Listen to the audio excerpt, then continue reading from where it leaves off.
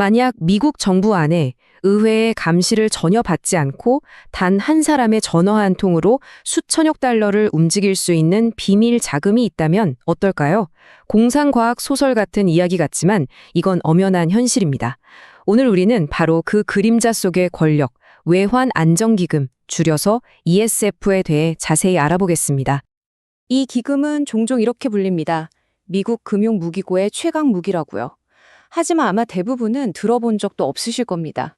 왜냐하면 정부의 공식 예산 장부에도 잡히지 않기 때문이죠. 사실상 재무장관 개인이 마음대로 주무를 수 있는 거대한 비자금, 이게 바로 ESF의 본질입니다. 이 질문, 이게 그냥 상상 속의 이야기가 아닙니다. 바로 오늘 우리가 다룰 외환안정기금, ESF가 실제로 작동하는 방식이거든요. 그리고 이건 민주주의의 가장 기본 원칙인 정부의 돈은 국민의 대표인 의회가 통제한다는 원칙을 근본부터 흔드는 강력한 힘이기도 합니다. 자, 그럼 지금부터 이 비밀스러운 기금의 정체를 하나씩 파헤쳐 보겠습니다. 우선 이 비밀병기가 대체 뭔지 알아보고 어떻게 금으로 만들어졌는지 그 탄생 배경을 살펴보고요. 그리고 단순한 방패에서 어떻게 날카로운 칼로 변했는지, 또 오늘날에는 어떤 모습으로 우리 앞에 서 있는지, 마지막으로 이게 과연 옳은 것인지에 대한 질문까지 차근차근 따라가 보겠습니다. 네, 그럼 첫 번째 이야기부터 시작해 볼까요? 대체 이 금융 비밀 병기라는 게 뭔지 그 정체부터 한번 알아보겠습니다. 외환안정기금 ESF는요, 아주 간단하게 말해서 재무장관의 개인 비상고라고 생각하시면 됩니다. 보통 정부가 돈을 쓰려면 국민의 대표인 의회에 아주 까다로운 심사를 거쳐야 하잖아요. 그런데 이 기금은 그 모든 절차를 그냥 건너뜁니다. 의회에 보고할 의무도 뚜렷하지 않아서 마치 첩보영화처럼 아주 빠르고 은밀하게 움직일 수 있는 거죠. 공식 장부에 나와 있는 자산은 한 430억 달러 정도 되는데요. 이건 정말 빙산의 일각일 뿐입니다.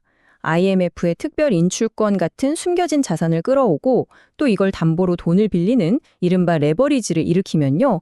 전문가들은 이 기금이 실제로 동원할 수 있는 돈, 즉 실질적인 화력이 2천억 달러를 가뿐히 넘을 거라고 봅니다. 어마어마한 규모죠. 그야말로 어떤 위기든 잠재울 수 있는 막강한 실탄을 쥐고 있는 셈입니다. 아니, 이렇게까지 독특하고 강력한 기금이 대체 어떻게 만들어질 수 있었을까요?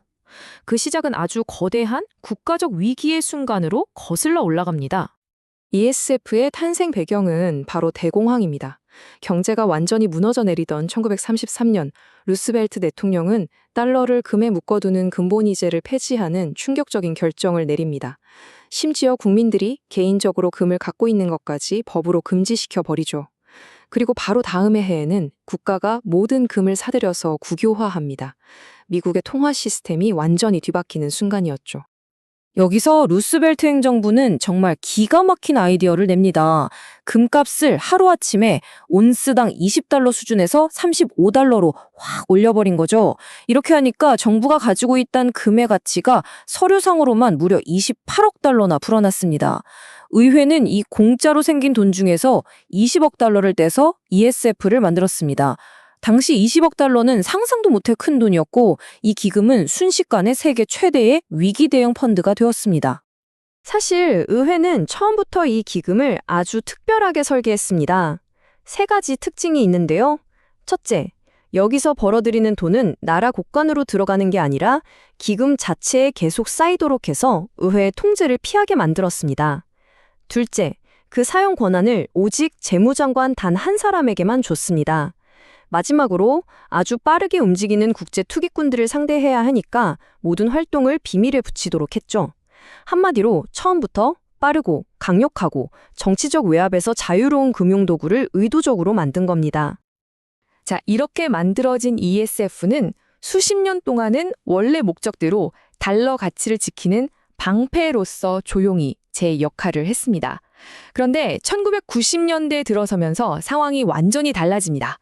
이 방패가 갑자기 날카로운 칼이 되어서 그것도 엉뚱하게 자신을 만든 의회를 겨누기 시작한 겁니다. ESF의 운명을 바꿔놓은 결정적인 사건은 바로 1995년 멕시코 외환위기였습니다. 멕시코가 국가부도 직전까지 가자 당시 클린턴 행정부는 400억 달러를 지원해달라고 의회에 요청했죠. 하지만 의회는 남의 나라 일에 왜 우리 국민 세금을 쓰냐면서 단칼에 거절했습니다. 바로 여기서 역사가 바뀝니다. 당시 재무장관이었던 로버트 루빈이 1934년에 만들어진 낡은 법조항에서 달러 안정이라는 애매한 문구를 찾아내요. 그리고 이걸 근거로 멕시코가 무너지면 달러도 위험하다는 논리를 펴면서 의회의 결정을 그냥 무시해버립니다. 그리고 독단적으로 ESF 자금 200억 달러를 멕시코에 지원해버리죠. 이 순간 ESF는 의회 위에 군림하는 초법적인 도구가 된 겁니다. 시간이 흘러 2008년이 됐습니다.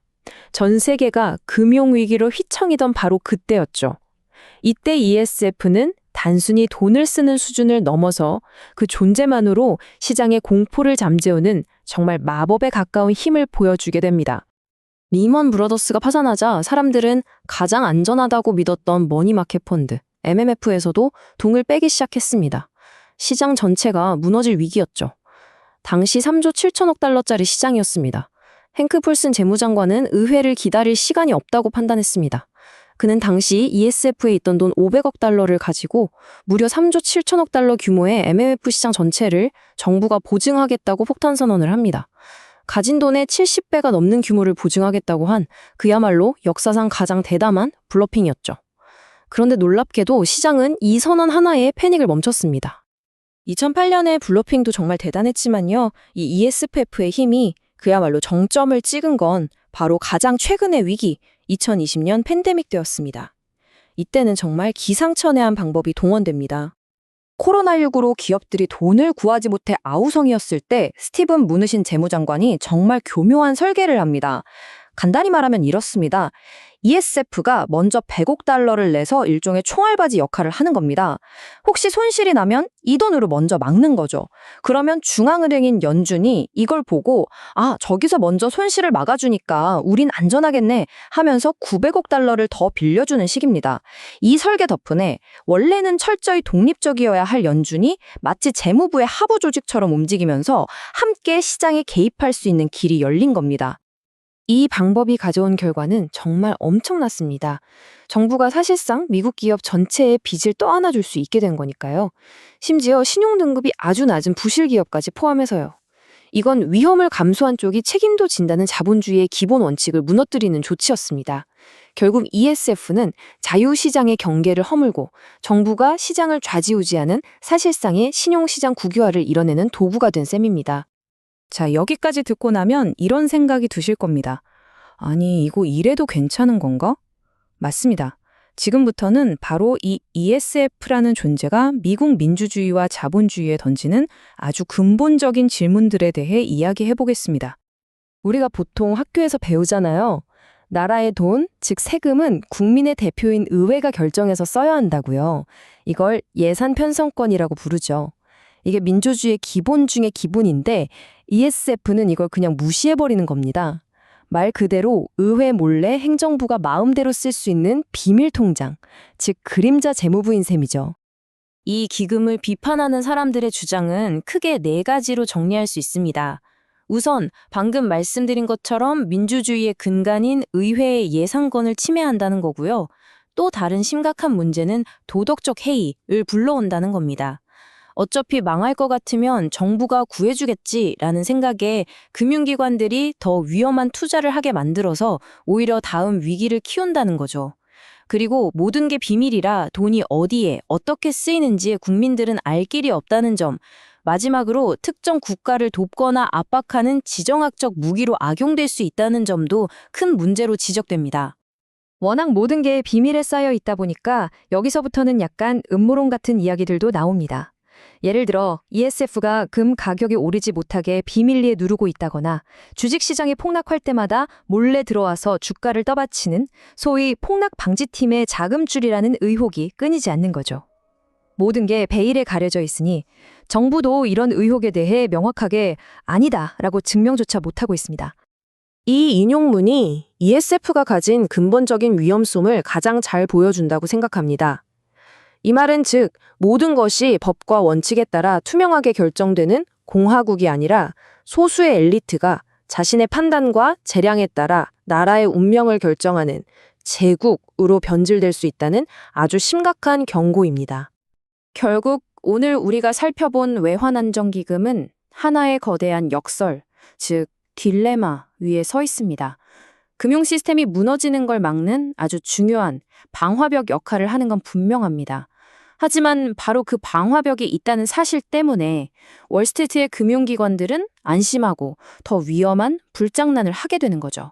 그러니까 위기를 막는 도구가 오히려 다음 위기에 씨앗을 뿌리고 있는 아이러니한 상황인 겁니다. 결국 ESF는 위기를 막기 위한 필요악이라는 주장과 민주주의를 파괴하고 더 큰 위기를 불러올 위험한 존재라는 비판 사이 어딘가에 있습니다. 이 기금은 원래 달러의 가치를 지키기 위해 만들어졌습니다. 하지만 정부 부채가 천문학적으로 불어난 오늘날 어쩌면 ESF는 더 이상 달러의 가치가 아니라 미국 경제는 아직 괜찮다는 그 환상 자체를 지키기 위한 최후의 보루가 된 것은 아닐까요? 이 마지막 질문을 여러분께 던지며 오늘 이야기를 마무리하겠습니다. 영상이 마음에 드셨다면 좋아요, 구독 부탁드립니다.